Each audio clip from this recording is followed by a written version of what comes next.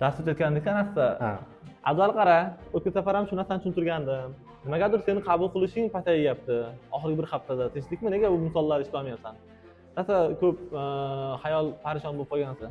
Aka, tinchlikmi? Assalomu alaykum. Assalomu alaykum. Aytmayapsizmi? Rahmat. Men biologiya fanidan yangi o'qituvchiman.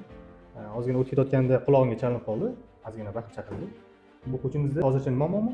Bu o'quvchimiz o'zi juda yaxshi o'qiydigan faol o'quvchilarimizdan biri. Oxirgi bir hafta nimagadir shunaqa tushungan narsasini xotirasidan yaxshi eslab qola olmayapti. Ustoz degan kechasigacha uxlamasdan darsga chiqardim.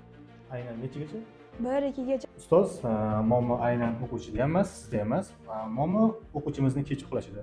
Aynan kech uxlaydigan o'quvchilarimizda muammo bo'ladi. Bu darslarni tushunmaslik. Zo'r bo'ldi-da ustoz. Siz biologiya o'qituvchisiz. Shunga o'xshagan muammolarimiz juda ko'p. Qanaqa yechim bera olasiz o'zingizni faningizga kelib chiqqan holatda? Xo'p, bu yoshdagi o'quvchilarimizda 11 bilan 2 arasida allaqachon uxlab bo'lgan bo'lishi kerak. Negaki, inson tanasida nerv sistemasi shu paytda xuddi telefonlar perezagruziya qilganda o'zini ham tozalab oladi. Bunaqangi maktab yoshidagi o'quvchilarimizga 10:30 dan ertalab 5-5:30gacha orasida uxlash tavsiya qilinadi.